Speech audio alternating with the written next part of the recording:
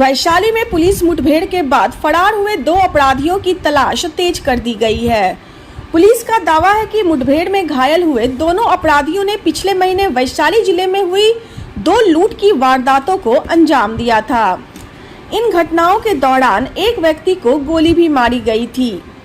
Samastipur police और Bihar STF के साथ हुई मुठभेड़ में घायल कुख्यात अपराधी अमन साहनी के खिलाफ 1 दर्जन से अधिक संगीन मामले दर्ज हैं। इनमें वैशाली जिले के भी 2 मामले शामिल हैं। मुठभेड़ स्थल का निरीक्षण करने पहुंची वैशाली के एसपी ने बताया कि मौके से 2 पिस्टल, 2 मैगजीन, 5 जिंदा कारतूस और अपराधियों की 1 बाइक बरामद की गई है। एसपी ने बताया कि मुठभेड़ के दौरान फरार हुए दोनों अपराधियों की पहचान कर ली गई है और उनकी गिरफ्तारी के लिए लगातार छापेमारी की जा रही है। पुलिस के अनुसार अमन साहनी और उसका गिरोह समस्तीपुर, दरभंगा और आसपास के जिलों में किसी बड़ी लूट की वारदात को अंजाम देने की तैयारी में था। इसी दौरान पुलिस और बिहार एसटीएफ को गुप्त सूचना मिली, जिसके आधार पर कार्रवाई की गई। पुलिस की जवाबी फायरिंग में अमन साहनी के पैर में गोली लगी, जबकि उसका दूसरा साथी भागने के दौरान घायल हो गया। फिलहाल दोनों का इलाज चल रहा है और फरार अपराधियों की तलाश में पुलिस की कार्रवाई लगातार जारी है।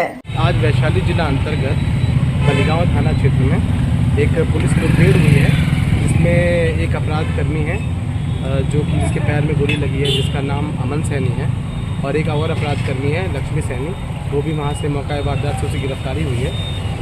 उनके द्वारा फायरिंग की गई, जिसके जवाब में पुलिस जो हमारी समस्तीपुर पुलिस है वहाँ की DIO की एवं जो STF के SOG है उनके द्वारा नियंत्रित रूप से कंट्रोल फायर किया गया, जिसमें एक गोली उसके पैर पर लगी है। अभी उनका इलाज चल रहा है। सभी कोई भी खतरे में नहीं है, सभी खतरे से बाहर है। और वहाँ पर हमारी बलिगांव पुलिस की टीम भी पहुँची हुई है, समस्तीपुर पुलिस की टीम भी वहाँ पर सदर क्षेत्र में समस्तीपुर में पहुँची हुई है। जो अपराध कर्मी हैं दोनों का नाम इस प्रकार है, अमन सैनी है, उसके पिता का नाम अमरनाथ सैनी, इचक महसी समस्तीपुर का रहने वाला है। इसके ऊपर करीब 12 से 15 जो संपत्ति मूलक कांड है, मर्डर के केसेस हैं, आर्म्स एक्ट के केसेस हैं, ये पहले से दर्ज हैं। दूसरा जो है लक्ष्मी सैनी, पिता जगन सैनी है, बिदौलिया मुजफ्फरपुर मुसहरी का रहने वाला है। इसके ऊपर भी अब तक 9 से 10 केसेस का आपराधिक इतिहास आया है। 2 और व्यक्ति वहाँ से मौका वारदात से फरार हो गए। वहाँ पर बगल में नून नदी बहती होते वो लोग वहाँ से उसका रास्ता लेके वहाँ से फरार हो गए हैं। इनका जो गिरोह है वो लंबा चौड़ा गिरोह है। जितना जानकारी प्राप्त हुई है लगभग 8 से 10 लोग इस गिरोह में शामिल हैं, परंतु अभी तक वहाँ पर जो अपराध की योजना बना रहे थे किसी स्वर्ण व्यवसायी के साथ दरभंगा या समस्तीपुर में किसी स्वर्ण व्यवसायी के साथ किसी घटना करने की योजना बना रहे थे, उसी के दौरान जो इनपुट प्राप्त हुआ उस पर कार्रवाई की गई है।